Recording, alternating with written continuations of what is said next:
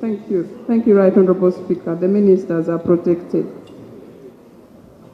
The bill was sent to the Committee of Legal and Parliamentary Affairs for scrutiny and report back under Rule 135(1) and 200 of our Rules of Procedure. Right Honourable Speaker, the object of the bill is to amend the Political Parties and Organisations Act, Cap 178, to achieve the following three things. One of them is to restrict government funding and other public resources provided to political parties and political organizations that are represented in Parliament to only political parties and organizations that are members of the National Consultative Forum. The other thing the bill seeks to address is to provide for the inter-party organization for dialogue and the forum for non-represented political parties and political organizations as organs of the National Consultative Forum. And finally, Right Honourable, the bill seeks to provide for the functions of the inter-party organization for dialogue and for related matters.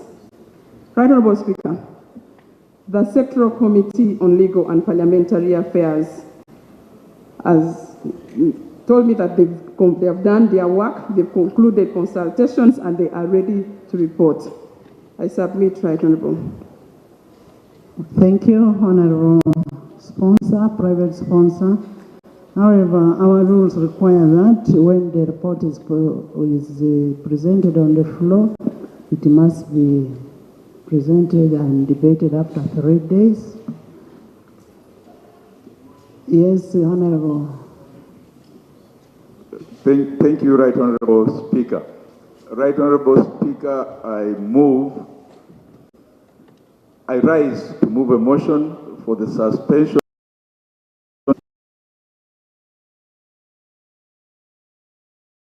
of this House. Honourable Speaker and Honourable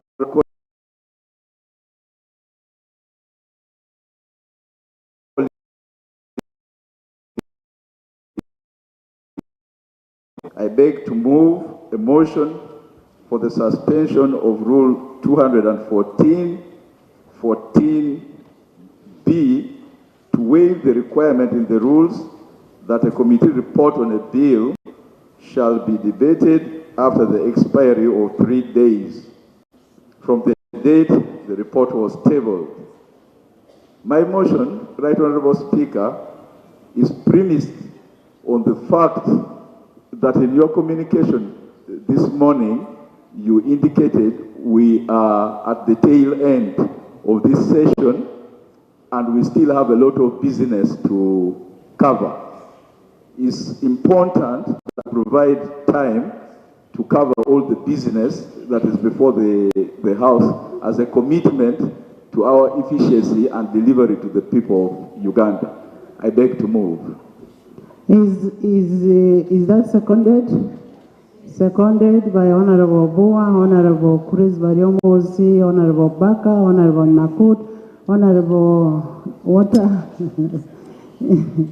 Honourable Guang, Honourable Teira, Honourable Bahati, Honourable Karamoja Fayas, Minister Honourable Cheng, Honourable Namiango, Honourable Msasisi, Honourable Ilukor, Honourable Wilson, Ababiku, Chemaswet, Sanoni,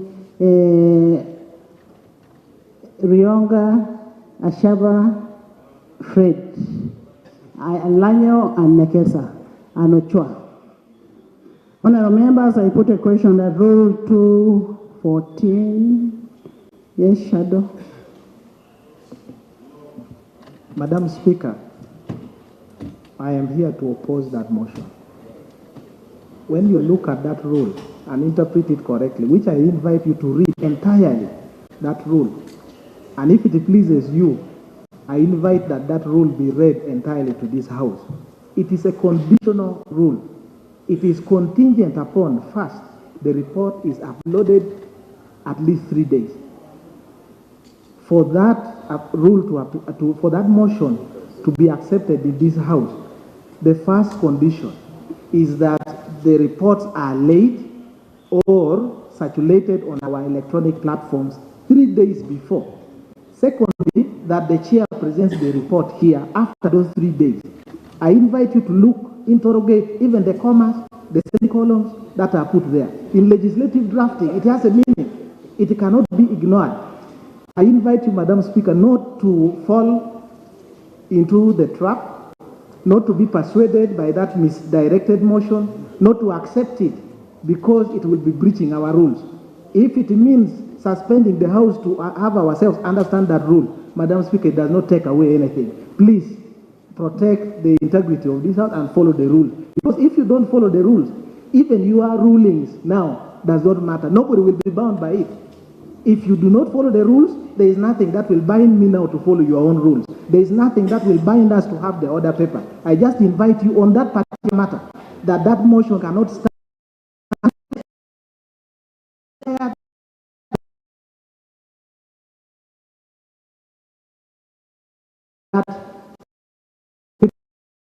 That's my understanding, and I suppose that. Members, can we look at Rule 16? Is it one of the entrenched rules? 17? Okay.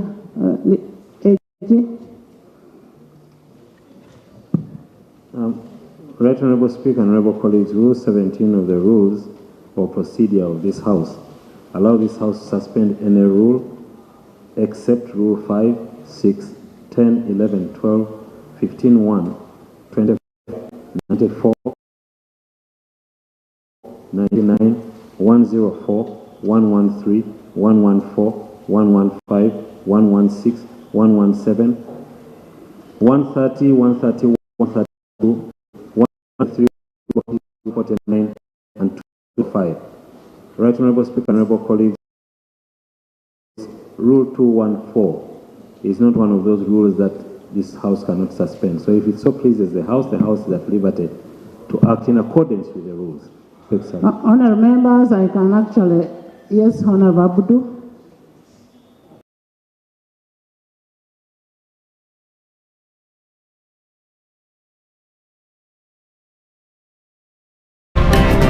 Happening now.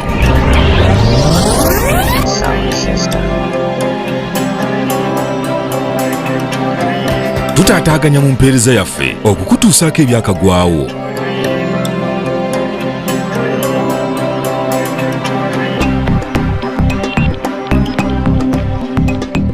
Happening with a full stop. So there's nothing to interrogate about full stops and commas in the rule. Secondly, when you suspend it, it means it doesn't exist. You are not bound by it. So you can't go to the commas of a suspended rule. So my colleagues should know that once you suspend, the rule does not apply. That is the essence of Rule 17. And this is not one of those which are entrenched. And Honourable Member, decision in this rule. I am going to consult the House, and by way of consulting the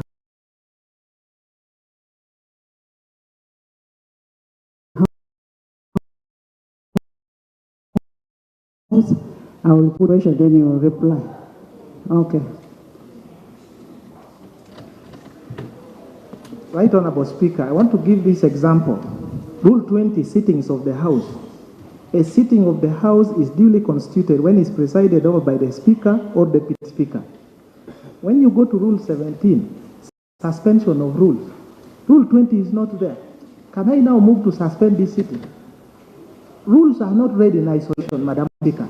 Just give you just an example that the fact that a rule is not listed for suspension does not make it expressly. You must read the rules entirely. Now, Rule 20 says a sitting of the House. Can I come here and then move that this sitting be suspended, and you will accept it that because it is not there? It's not there. Honourable. I think, thank you, Right Honourable Speaker. What Honourable Dur is giving as an example is not just difficult, but very impossible situation to imagine. First of all, the rule envisages that there will always be a sitting when there is deputy or speaker. So you cannot say you can move a motion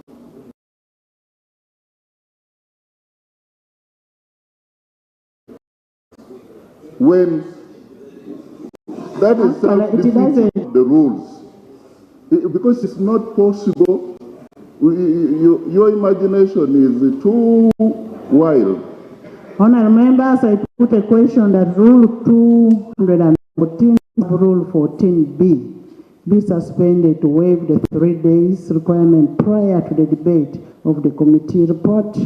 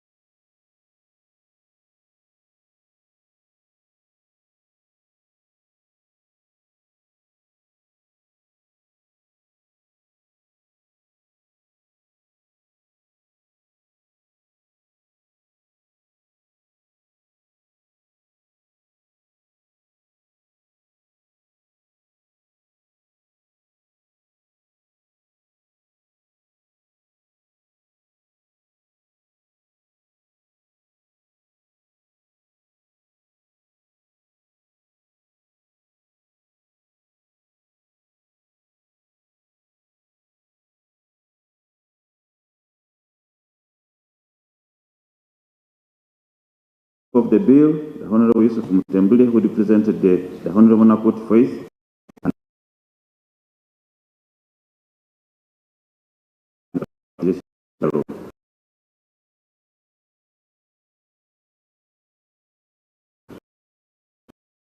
reviewed the meetings, reviewed the following documents: the Constitution of Right Honorable Speaker. The next part is the regulation of political parties in Uganda.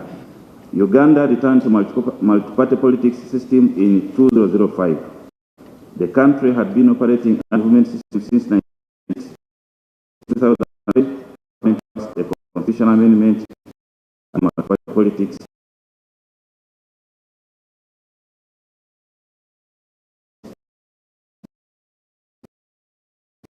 Once again, the Parliament enacted the Political Parties and Organizations Act, Cap 178.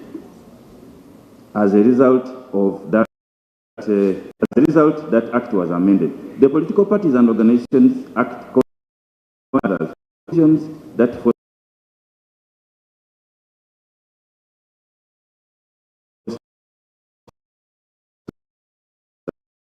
tolerance, Section 20, which establishes the National Consultative Forum for Political Parties and Organizations, Section 15, which imposes a duty on political parties to give information the election and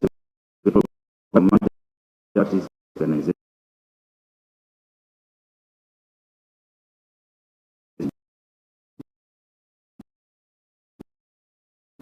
The political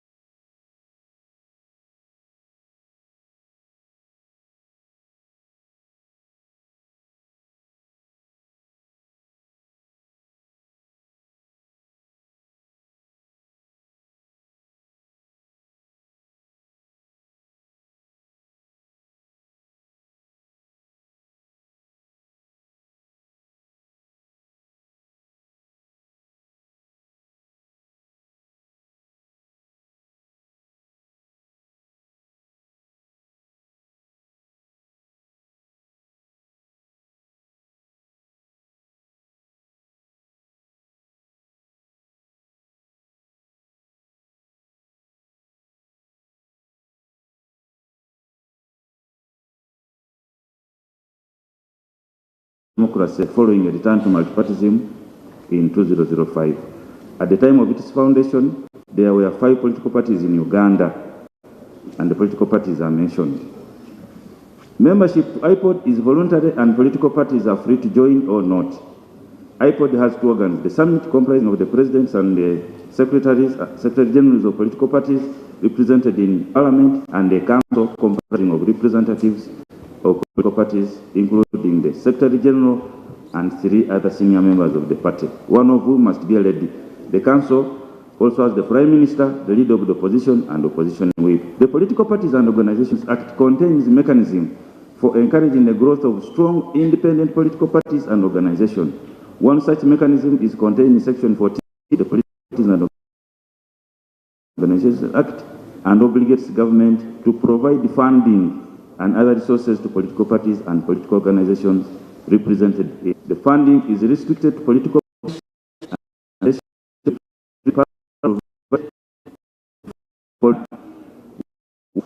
political parties funded by government under this act in respect of elections, and there are no more day-to-day activities. In respect on equal basis. Number 3, in respect of normal day-to-day activities, funding shall be based on numerical each party or organization in Parliament. General analysis, observation, findings, and recommendations of the committee. The analysis examines the bill and considers the provisions being amended, the proposed amendments made to the provisions, the effect of the amendments, including the provisions related, effect and effectiveness in light of the other provisions of other laws, and existing public policy, if any, court decisions, and the mischief intends to choose. Analysis is classified in thematic areas as the bill proposes to amend. Clause 1. Clause 1 is amendment of Section 14 of Cap 78.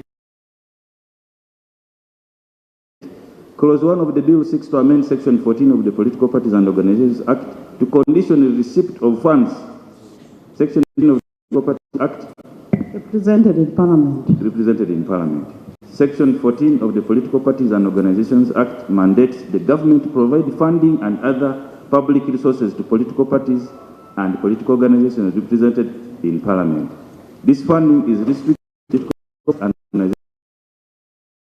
organizations in Parliament and are restricted to registered political parties or organizations shall be funded by government under this act in normal day-to-day activities.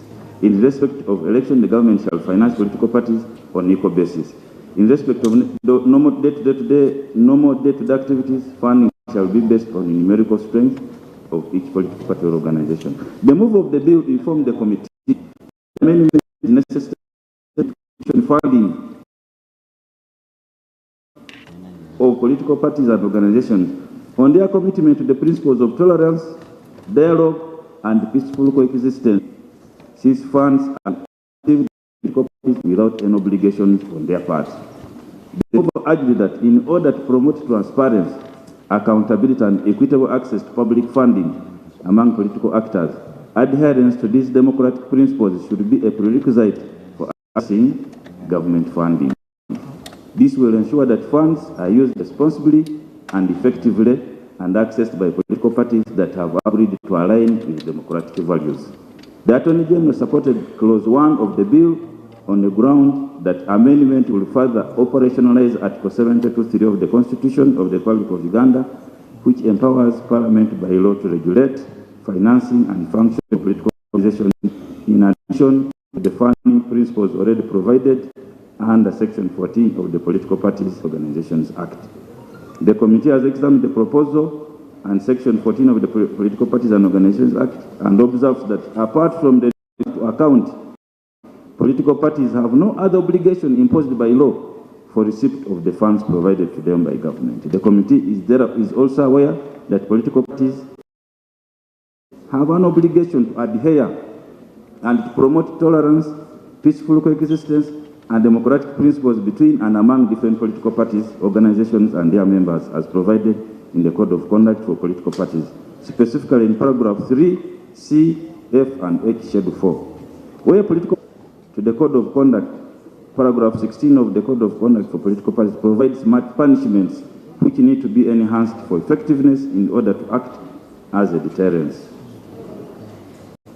The committee agrees that conditioning receipt of these funds provided by government under Section 15 will make political parties adhere to the requirements of the Political Parties and Organizations Act, induce behavior change, and achieve more cohesion. Funding political parties should be conditional on the principles.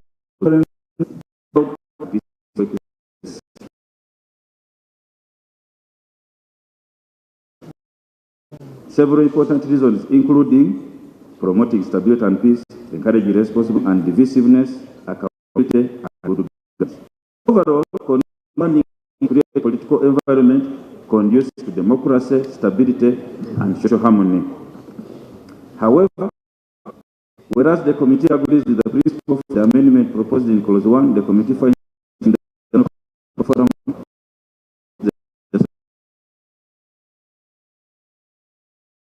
the forum is a forum for all political parties in Uganda, including those parties that do not restriction of the bill is to condition split of funds on the commitment of political parties and organizations represented in government to the principles of tolerance, dialogue, and peaceful coexistence. The National Consultative Forum, as proposed in Clause 1, will extend the application of the provision to other political parties and organizations otherwise not represented in Parliament.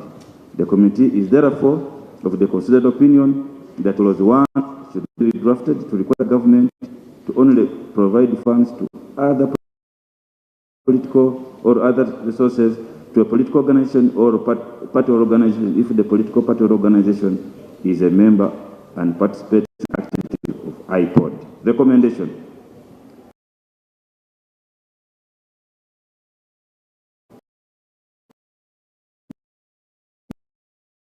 The committee recommends that funding as in 1. The committee further recommends that government should only provide funds or other resources to a political party or organization if the political party or organization is a member of the and participates in activities of IPOD. Clause 2. Clause 2, honorable speaker members, Clause 2 of the bill proposes amendment to Section 20 and Section of 20 to institutionalize the inter-party organization for dialogue. Clause 2 proposes to amend Section 20 to include IPOD as an organ, and Section 21 proposes to provide the funds of IPOD. The bill in Clause 2 proposes to institutionalize IPOD as an organ of the Consultative Forum. The National Consultative Forum currently is created under Section 20 Act. The National Consultative Forum is a forum for all political parties in Uganda and has representation in all and organizations. It has representation from the Attorney General, the Chairperson of the Electoral Commission, the Secretary of the Electoral Commission. One of the functions of the National Consultative Political Parties is political The bill now proposes to reconstitute the National Consultative Forum by creating two organs: the organ for political parties and political organizations with representation in Parliament, which shall be known as the Inter-Party Organization for Dialogue, and the organ for political parties and organizations without representation in Parliament, which shall be known as the Forum for Non-Represented Political Parties and Organizations. According to the mover of the bill, the proposal to institutionalize IPOD will ensure that political parties represented in Parliament have their own organ within the National Consultative Forum, where they will discuss their unique issues pertaining to them. Further, the mover urges there are also for representative political parties and political organizations in which non-represented parties also have their own organ to discuss issues, that the current Council of the National Consultative Forum will remain for purposes of enforcing the code of conduct and dealing with members with matters arising from the two organs. In supporting the proposals contained in the bill, the Attorney General clustering the political parties and organizations in Uganda under the National Consultative Forum based on representation in Parliament, and those that are not represented in Parliament shall promote the since the clustered political parties and organizations share similar and unique challenges that can be resolved through dialogue among themselves in their respective organs. The Attorney General further reasoned that this approach shall promote transparency, accountability, and adherence to multi-party political system principles provided for under Article 71 of the Constitution by the respective political parties. I'm coming to a conclusion, honourable members. The committee notes that the proposal to create an organ within the National Consultative Forum is intended to institutionalize the organization for dialogue as an organ of the NCF. The Inter-Party Organization for Dialogue, Uganda, is a legal entity in democracy and the fundamental principles of democracy, good governance, human rights, public interests, non-discrimination, promoting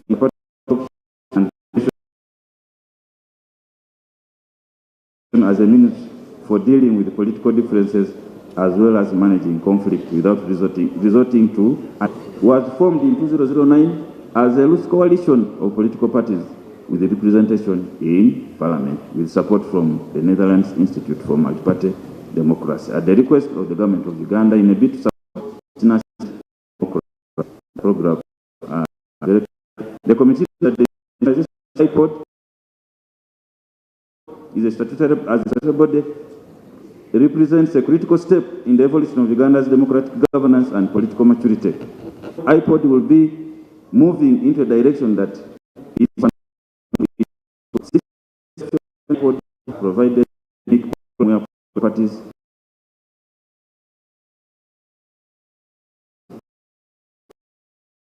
across ideological and partisan divides can engage in its structure. It's characterized by cycles of conflict, decisions, tension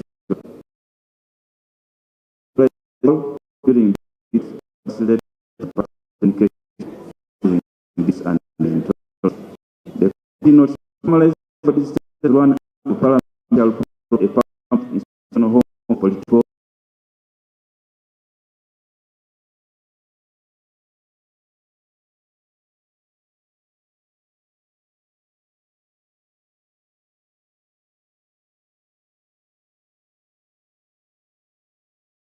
should be best competition. Recommend the commission that be institutionalized as proposed in clause 2 and 3. In conclusion, right honourable Speaker and honourable members, the committee recommends that the bill be passed subject to the proposed amendments attached here too. Thank you.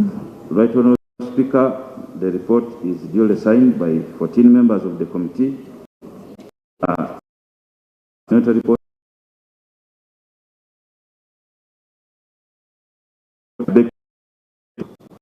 Thank you. Thank you.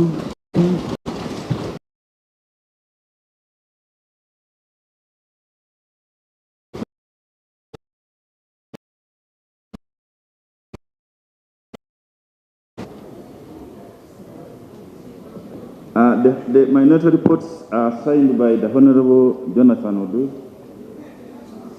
and the Honorable Saliro Asumani. Thank you, Yana. Madam Speaker, this morning I notified the chairman of the committee and submitted my minority reports, 3 copies, and to the office of the clerk and the chairman. They were supposed to return to me 1 copy, which they have not, but since I suspected the sinister motives, I kept 1 copy in my court that I will now proceed to read.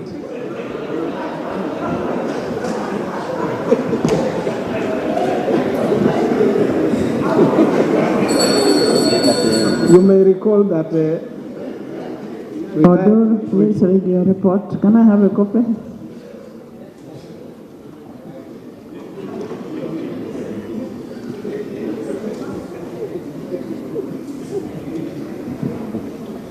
Right Honorable Speaker, this minority report is presented pursuant to Rule 215 of the Rules of Procedure of this Parliament.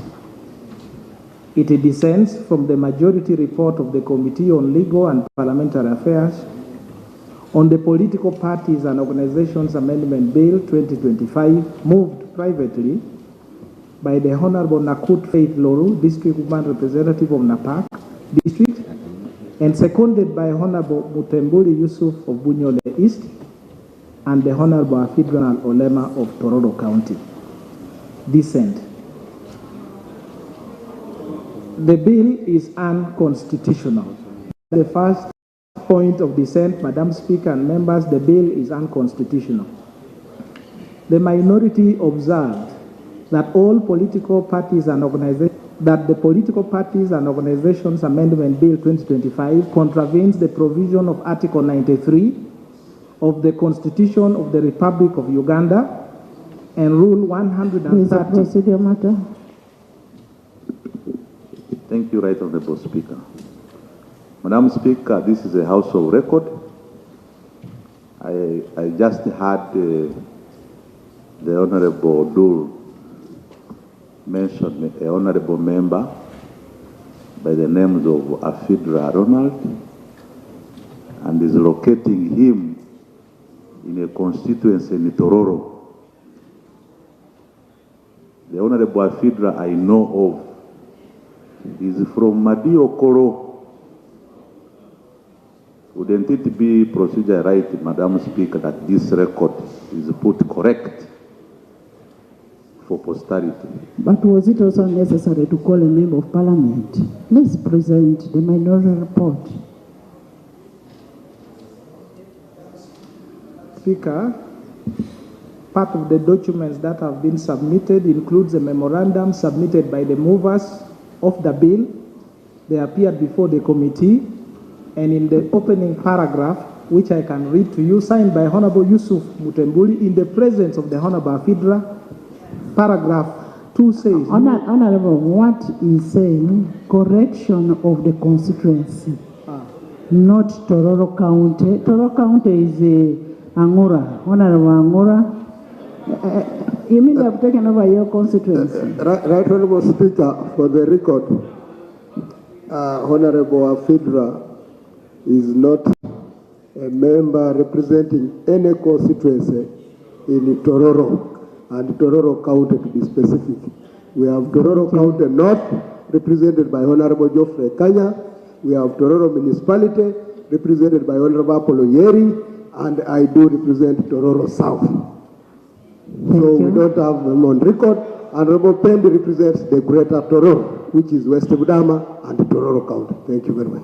Thank you, Honorable Afidra is not from Tororo. The record should correct it. Madam Speaker, I take that correction of the record. All I was trying to do was to show the shabbiness of the movers in writing in their own memorandum to the committee that Afidra comes from Tororo. But now that the record has been corrected, I will proceed to highlight the report. So the first area of dissent, Madam Speaker, as I said, is that the bill is unconstitutional.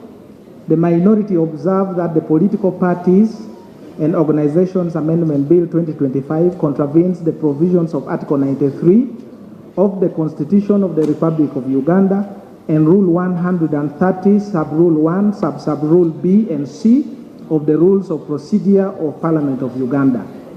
Extracts from the Statement of Justification of the clauses of the bill signed and presented to the committee by the Honorable Yusuf Mutembuli, MP Bunyole East, in paragraph 2, page 6, is reproduced as follows. The bill, in clause 2, proposes to institutionalize IPOD as an organ of the Consultative Forum. The Consultative Forum is currently created under Section 20 of the Principal Act. The National Consultative Forum shall have two organs. A, the organ, and I underline the word organ for emphasis, the organ for political parties and political organizations with representation in Parliament, which shall be known as the Inter-Party Organizations for Dialogue. And B, the organ, I highlight again, the organ for political parties and political organizations without representation in Parliament, which shall be known as the Forum for Represented Political Parties, Non-Represented Political Parties, and Political Organizations. This will ensure that political parties represented in Parliament have their own organ within the National Consultative Forum, where they will discuss their unique issues pertaining to them. Likewise, there will also be a forum for non-represented political parties and political organizations in which the non-represented parties also have their own organ to discuss issues pertaining to them. The current council of the National Consultative Forum will remain for the purpose of enforcing the code and dealing with matters arising from the two organs. End of quote. The Honorable Yusuf Mutembuli was accompanied to the committee by Mr. Serwambala Kabagabe Lawrence, who signed his written submission as the Executive Director, Inter-Party Organization for Dialogue, IPOD. Please, Right Honorable Speaker and members, pay attention to the following extracts from the written submission of Mr. Serwambala. Today, open quotation, today, I respectfully submit that it is time to give IPOD the dignity, durability, and legitimacy it deserves by making it a legal entity. I have underlined that word.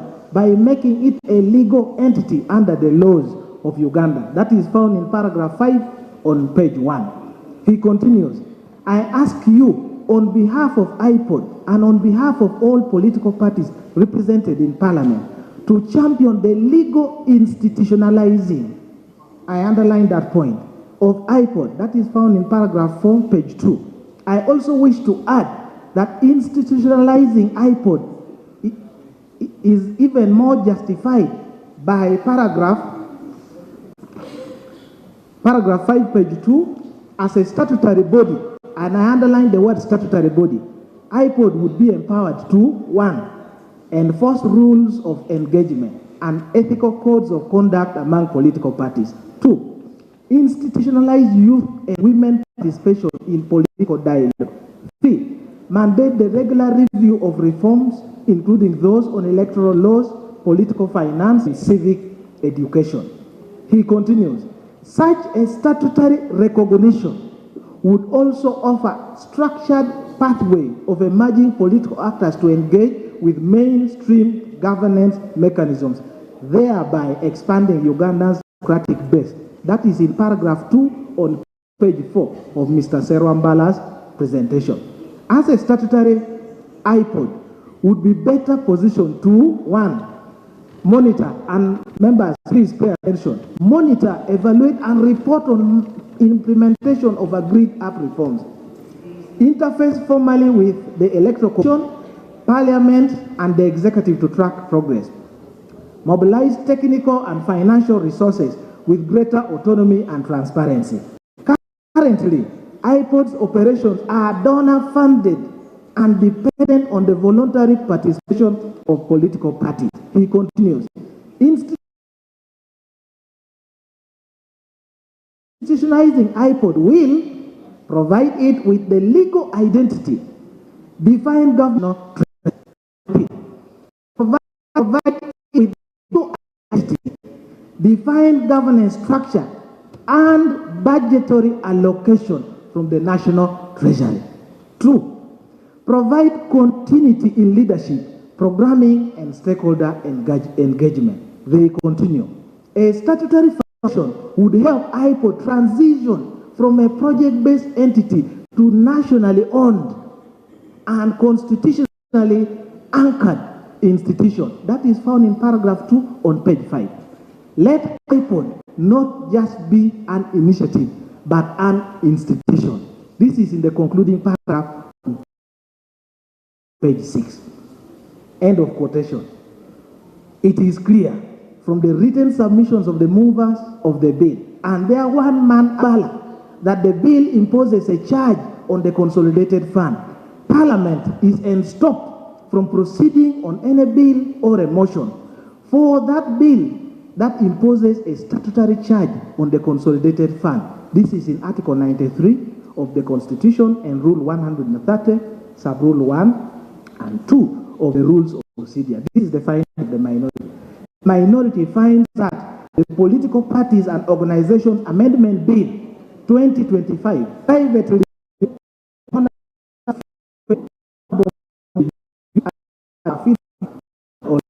violates Article 93 of the Constitution of the Republic of Uganda, and therefore it is unconstitutional. The other dissent is overthrow of the legal mandates of the other institutions.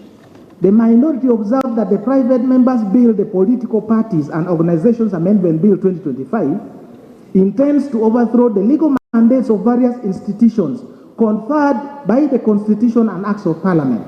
A patient analysis of by the minority, the Parliament, this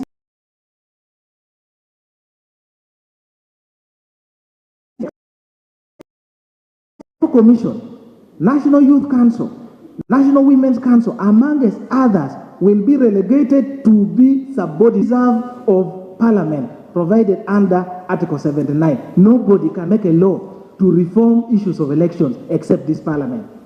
2, the mandate to enforce rules of engagement and conduct amongst political parties is the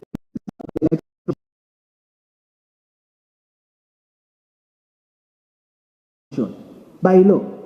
The mandate to institutionalize women and youth in government, as told to us here in this Parliament by the Minister of Public Service, is that MPAs are being rationalized for efficiency and effectiveness by eliminating duplication and wastefulness. This is my finding. The minority finds that the bill interferes with both the constitutional and statutory mandates of Parliament, Cabinet, Electoral Commission, National Youth Council, National Women's Council, and potential amends by infection several acts of Parliament, which will likely plunge government into conflicts and confusion. It is further found that provisions of the bill appear to contradict the government policy of rationalization, specifically on halting the creations of new bodies, organs, councils, secretariats, etc. The third dissent is on lack of public participation and consultation with political parties. The minority observed that the movers in Parliament and those outside. In fact, the motion seeking leave of Parliament to move a private member's bill was sought and granted to the movers of the bill on the 13th May 2025 around 5 p.m. The order paper listing the bill for the first reading, which was the next day, 14th May 2025, was released on the 14th, just as we are here, on the 13th May 2025, before the bill was even published and gazetted. The bill was published then on the 14th May 2025 and introduced to the House on the same day. The Honorable Chairperson of the Committee of Legal and Parliamentary Affairs scheduled, and indeed the committee held the meetings with the movers on the 15th day of 2025, and today we are here to present the report with only the movers of the bill submitting. It is therefore suspicious that the regulator of the political parties, which is the Electoral Commission, The supervising ministry, Justice and Constitutional Affairs, the political parties represented in Parliament were never consulted by the movers nor the committee. No other stakeholder, including members of Parliament, who had sought, albeit in futility, to move private members' bills on reforms touching political parties and elections, were accorded an opportunity to submit before the committee. The House may recall the vehement submission by the esteemed founding former first son of Uganda, the Honorable Jimmy James Michael Akena Obote, MP Lira City East and party president of the two-time party in government, for those who don't remember, 1962 to 1971 and 1981 to 1985, who is also a member and a former chair of the IPOD. In his submission on record of this House, the Honorable Jimmy James Michael Akena labeled the bill diabolical. The minority found it necessary to recast the dictionary meaning of the word diabolical as below. It means characteristics of a devil, or so evil as to be suggestive of a devil. The second dictionary definition is disgracefully bad and unpleasant. The minority invites the House to pay kind attention and consider the concerns of the party president of UPC, and also recall the concerns of the Honorable Asuman Basalirwa, the party president of JEMA, in as far as implementation of Section 14 of the Political Parties and Organizations Act is concerned. There is no doubt in my mind that the leaders of the political parties in IPOD, who are not members of this House, I have listed them. The Honorable Chagulanyi Robert Sentamo of the official opposition party, no. The Honorable Amoria Patrick Oboy of FDC, One Uganda, One People. The Honorable Norbert Mao of DP, Truth and Justice, and Mr. Magara George William of the PPP, if given the opportunity, would equally have opposed this bill, which has been moved without their views. The minority also observes that the regulator of the political parties, which is the Electoral Commission, with powers to sanction political parties and organizations, has powers to sanction political parties and organizations. The sanctions available to the Electoral Commission include deregistration, which is an equivalent to a death sentence to a political party and organization. The minority is of the considered view that the Electoral Commission has all the tools, should it be necessary, to deal with any political party which is found culpable. The minority did not receive any single evidence of complaint filed by the movers to the Electoral Commission, and further that the Electoral Commission failed to act on such imaginary violations. This is the finding of the minority. The minority finds that the bill is diabolical. You can recall those definitions, and miserably falls short of meeting the provisions of Article 8A of the Constitution in as far as public participation in enactment of legislation is concerned.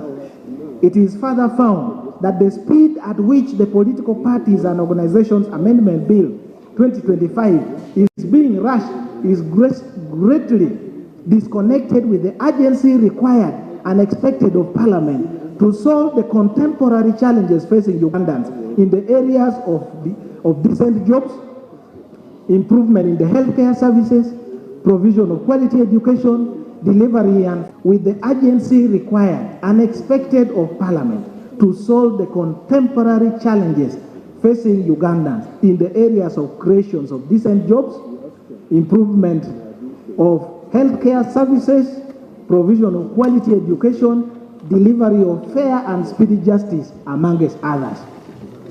The other dissenting point is the unreasonableness and the irrationality of the bill. The main justification of the bill is stated by the movers to be to condition and obtain commitment of political parties and organizations to principles of tolerance, dialogue, and peaceful coexistence.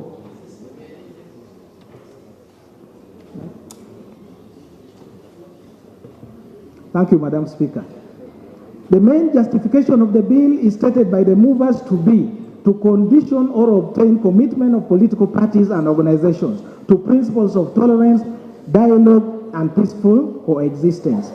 The justification is shallow, unreasonable, irrational, at registration, all political parties carefully choose their own principles embedded in their constitutions which guide them, and these are registered with the Electoral Commission. In the absence of the express provisions in the constitution of political parties, the recourse is to the national objectives and direct principles of state policies and Articles 29 and 69 to 76 of the Constitution of the Republic of Uganda. Finding, the minority finds that the Political Parties and Organizations Amendment Bill 2025 is frivolous, vexatious, unreasonable, irrational, and irrationally false shortly acute of following. 1. That the provisions of the bill have the effect of imposing a charge on the consolidated fund contrary to Article 93 of the Constitution of the Republic of Uganda. 2. That the bill interferes with both constitutional and statutory mandates of Parliament, Cabinet, Electoral Commission, National Youth Council, National Women Council, and potential by infection, several acts of Parliament. 3. That the bill contradicts the government policy of rationalization on creation of new expenditure centers, such as the two organs proposed in this bill. 4. That the bill is diabolical and falls short of meeting the provisions of Article 8A of the Constitution as far as participation in a act of legislation. 5. The Political Parties and Organizations Amendment Bill is frivolous, vexatious, unjustified, unreasonable, and irrational. Now, therefore, it is recommended to Parliament as follows: that no question be proposed upon the Political Parties and Organizations Bill. 2. Motion seeking leave to introduce private members' bill should be subjected to rigorous scrutiny by way of extensive debate on the justification for the peculiar circumstances to warrant the reasonably to provide a bill to have a justification for private membership. B. The Minister of Finance, Planning and Economic Development. Be cautioned. The Minister of Finance, Planning and Economic Development be cautioned to execute the mandate of the ministry diligently and avoid late-night experts of issuance of defective certificates of financial implication. Parliament avoids entangling and entertaining motions and bills arising out of petty quarrels and disagreements between individuals and institutions. Lastly, that the Business Committee of Parliament should convene on more regular basis to conduct business as provided in the rules of procedure. Madam Speaker, before I conclude, when a point of law or a point of procedure is raised in this House, it is my humble prayer that you rule instantly. It cannot, point of law or a preliminary objection cannot be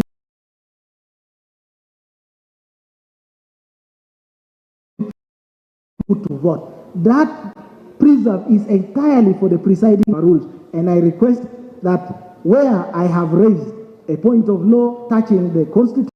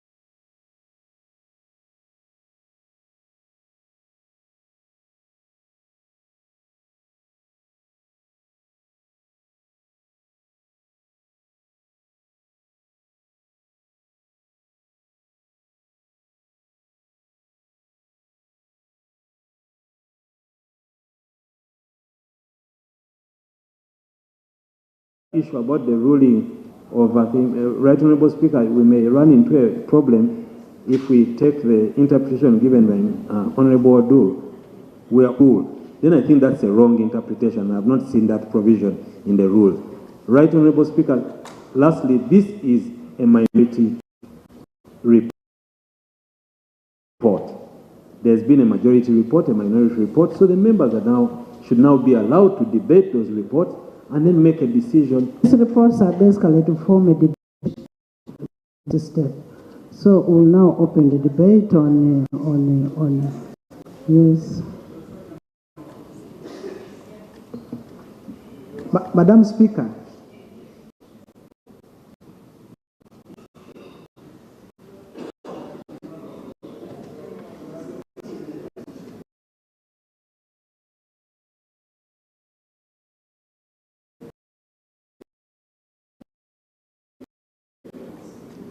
Madam Speaker, I want to draw your attention to this, the wording. Honorable, just a minute, Honorable Attorney General.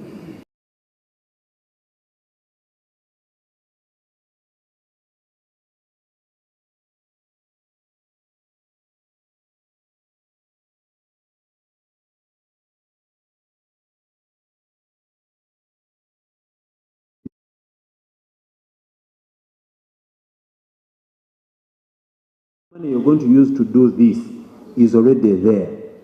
So it's not an imposition. They are not imposing a charge on the consumer. They just send it.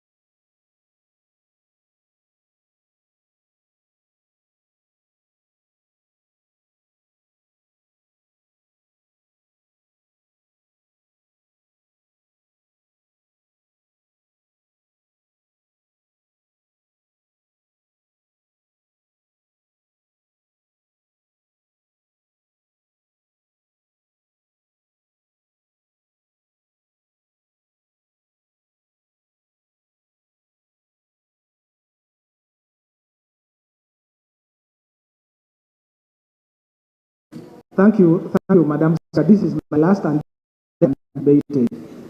I'm submitting that without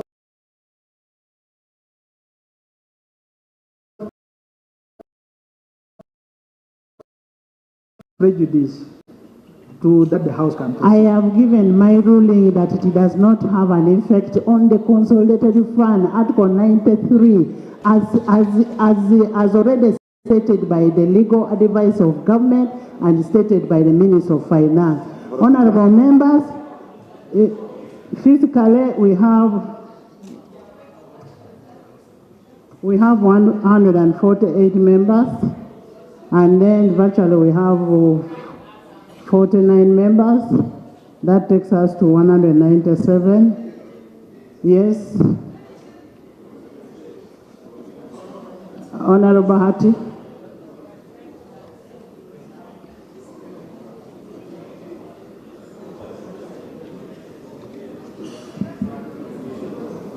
Madam Speaker, we want to thank the committee, but also to appreciate the issues raised by the minority report, and we have had clarification that actually this bill has no imposition of extra charges. We have also, from the report of the committee, the majority committee, heard that the bill is not diabolic. It's actually intended to organize the current situation of political parties. And having listened to both sides, Madam Speaker, I wanted to move that this House can move to another stage so that we proceed with the bill. I beg to move. Seconded by Baviko Edakasi locally by the whole House with the exception of Odur. I put a question that the Political Parties and Organizations Amendment Bill 2025 be read the second time. Those in favor say the contrary nay. The ayes have it. The Political Parties and Organizations Amendment Bill 2025, Bills Committee stage.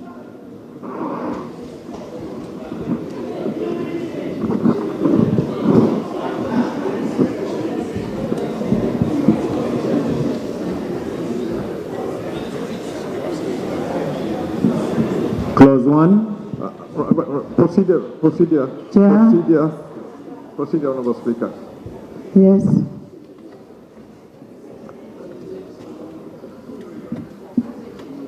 As a member of the IPOD Summit, I am finding it extremely strange that I cannot even put input on the going zone of IPOD on record. You see, Madam Speaker, every parliament we have debated a memorandum, and there's a current memorandum which is standing for IPOD. And the chair of IPOD for the last 4 years has been NRM. And if there's any breach, it is NRM who have failed to call a summit or even a council meeting. So it is important that we deal with this actual issue, because what are we correcting? What is the sickness? What is the disease we're correcting? At the moment, the summit has not sat since NRM has been in the chair for 4 years. Yet it's supposed to be 6 months. The provisions which are being brought now are being brought in bad faith, because in the last parliament, under the chairmanship of Honorable Both, IPOD brought it, and I personally presented them to the same committee. Because the increased funding which came in a supplementary of 2020 had IPOD in it. And how was that money to be shared? At that time, political parties were sharing 10 billion per annum.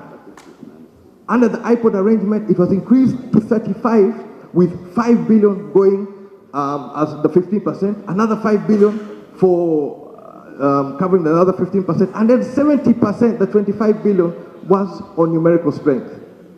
At that time, the president acknowledged that NRM acted in bad faith by not allowing that amendment to pass. They acted in bad faith. The words of the president, unchristian. And now we are going through a process to undermine everything. There's no dialogue here.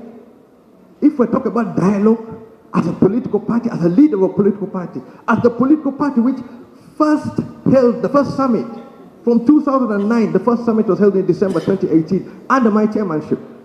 And the principles which we're debating is what we agreed in that. It's under the Democratic Party that they put flesh on those principles.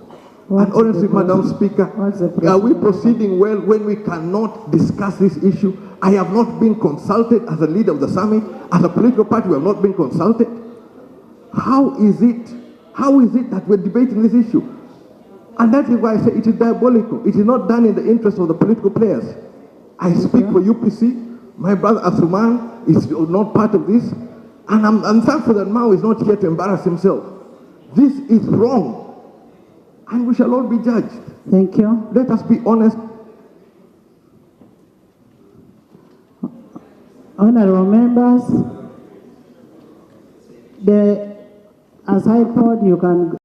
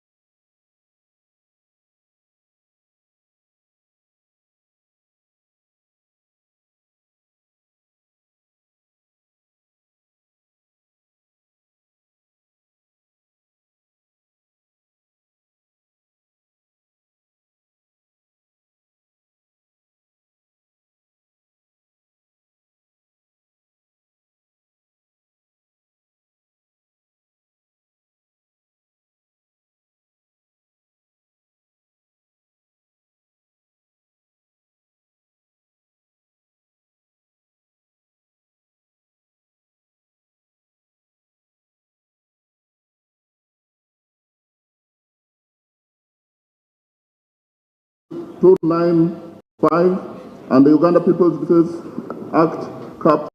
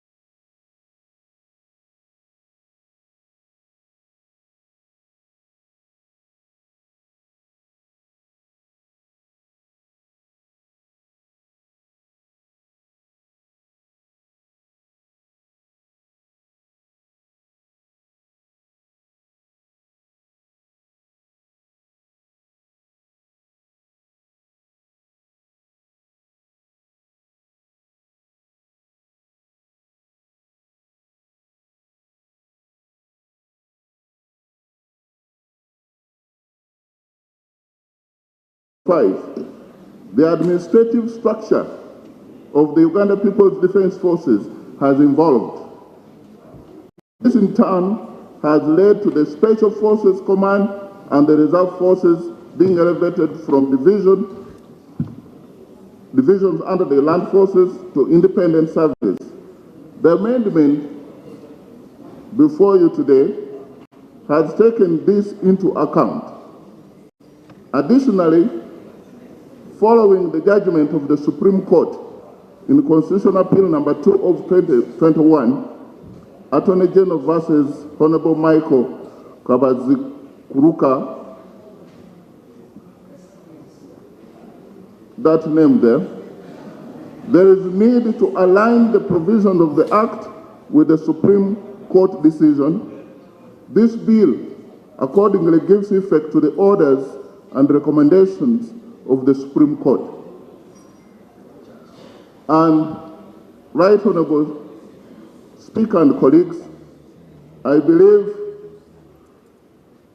that the justifications as are embedded in the remedies proposed in the bill, one of them is to align the Act with the new government policies and the command, control, and other administrative structures of defense forces. Another one is to improve the welfare of the officers and militants of defense forces, to address the glaring gaps in healthcare by providing for healthcare for officers and militants. 3, to harmonize the management of military veterans. 4, to provide for the decentralization of pension authority from the Ministry of Public Service to the Ministry of Defense and Veteran Affairs. 5, to enhance disability compensation to enable fair payment of compensation to officers and militants of the defense forces for injuries sustained while on duty and address the resulting challenges faced by officers and militants living with post-traumatic stress disorder. 6, to restructure and re-establish the courts-martial in the defense forces in accordance with Article 129(1)(b) of the Constitution and prescribe their jurisdiction to provide for the membership and qualification of presiding officers of the courts-martial and for the independence of the courts-martial. 7, to provide for appeals from the courts-martial. 8, to prescribe exceptional circumstances under which civilians may be tried by the courts-martial. Next is to establish a military courts department which shall be responsible for the administration of justice within the defense forces and provide for its membership. Again, to establish a disciplinary unit within the defense forces which shall be responsible for the discipline of the members of the military courts department. And finally on that is to prescribe the arms and ammunition which are the monopoly of the defense forces and classify the stores of the defense forces. Right Honorable Speaker and Honorable colleagues, this law is not about civilians being before courts martial. This law is about civilians who voluntarily acquire arms, equipments of violence. This law is also about the civilians who voluntarily masquerade as militants. This law is about those who would commit offense with the military or with the help of any military officer to be tried as proposed. Right Honorable Speaker, I want to dispel the fear that this law is targeting 45 million Ugandans. That's a lie. This law is targeting those people who have preoccupation in their minds. Ugandans. These Ugandans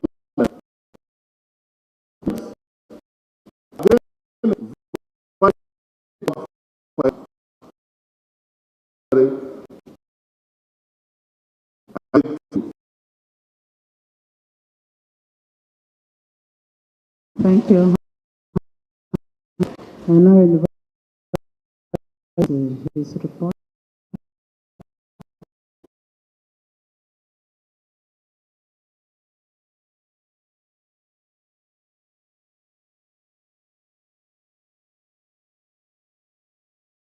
I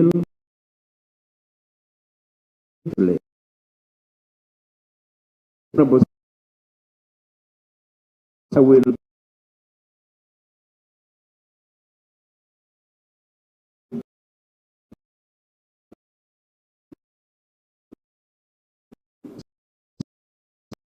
on the 13th referred for the Rule 200.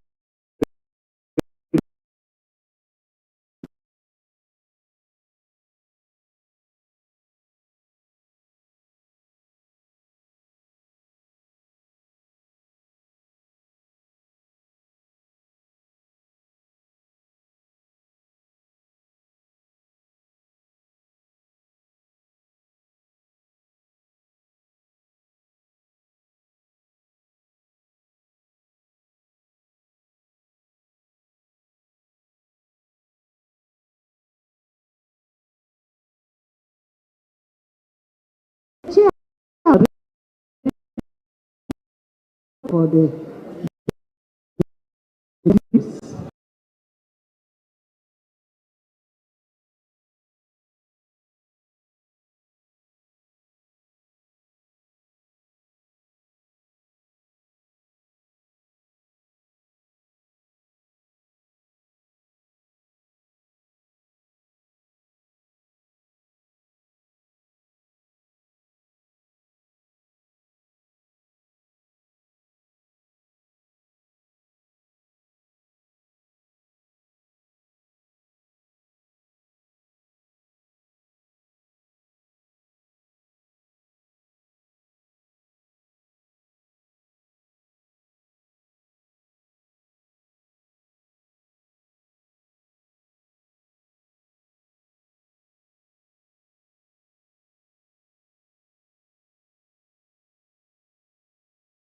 streamlines the composition of the defense forces and establishes healthcare service for its members. The bill creates a medical board. It defines service offenses. It defines. The report is being presented. let him finish his report. Yes.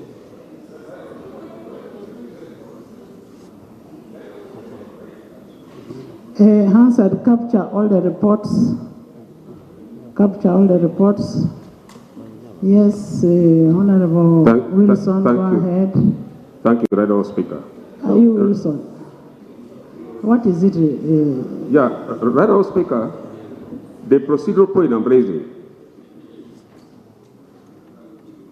I sit in the Committee of Defence and Internal Affairs. Right Honourable Speaker, you gave the committee the task to look at the bill and come up with a report.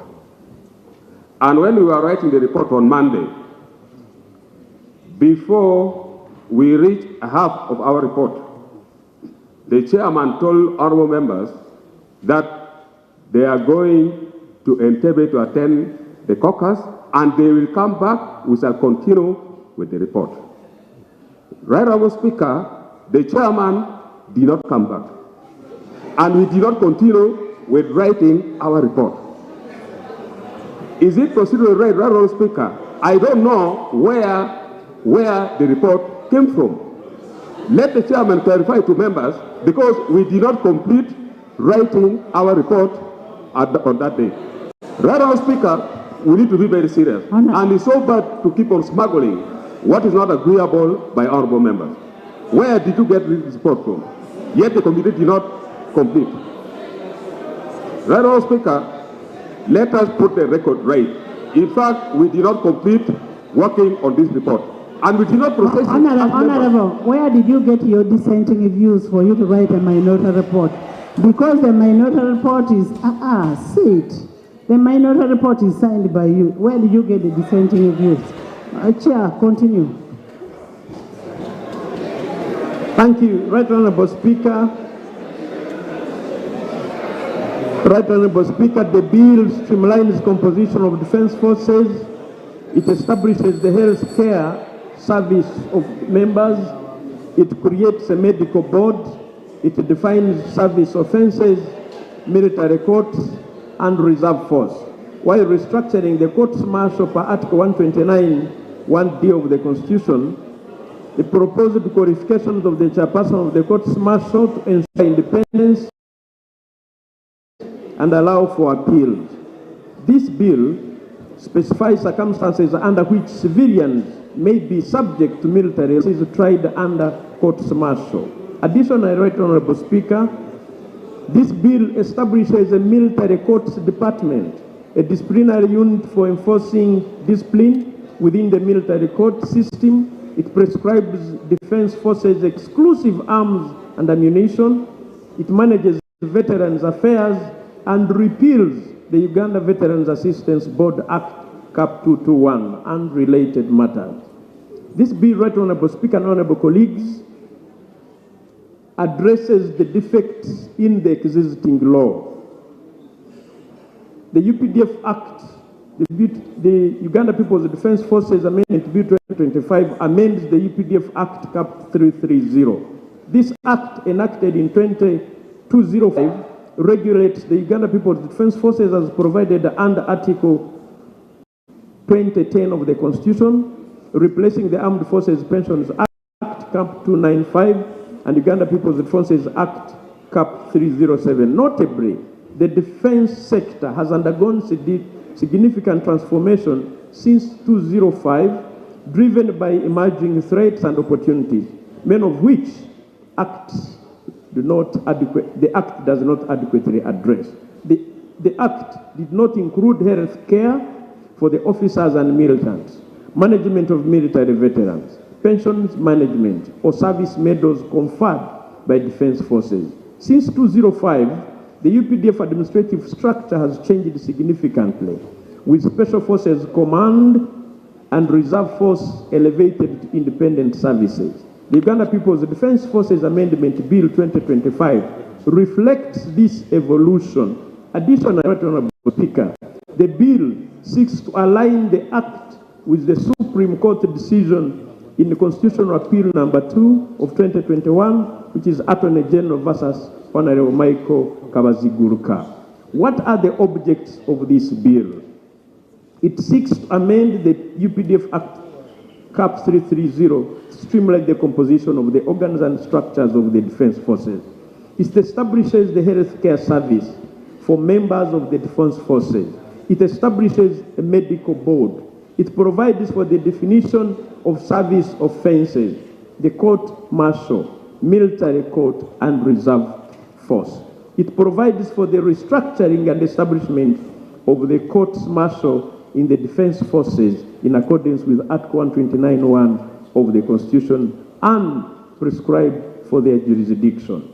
This bill provides for the membership and qualifications of the chairperson and the courts martial and the independence of the courts martial. It provides for appeals from the courts martial. It provides for the exceptional circumstances under which civilians may be subject to military law and prescribe the offences for which civilians may be tried by the courts martial.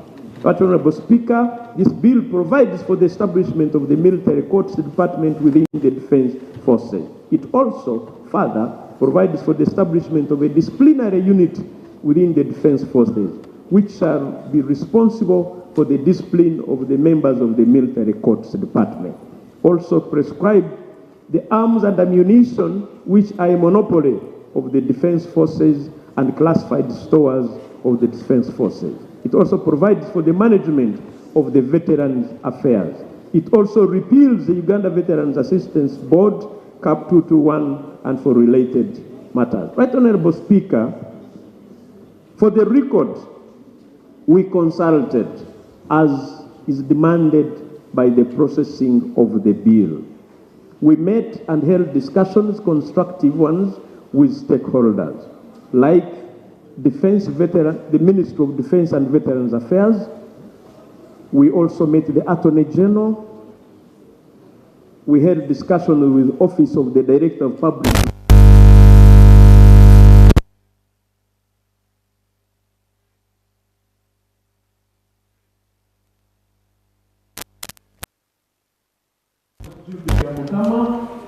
We also entertained and granted audience to Kampala Reduction in Force veterans of the UPDF, who gave us enriching perspectives and testimonies.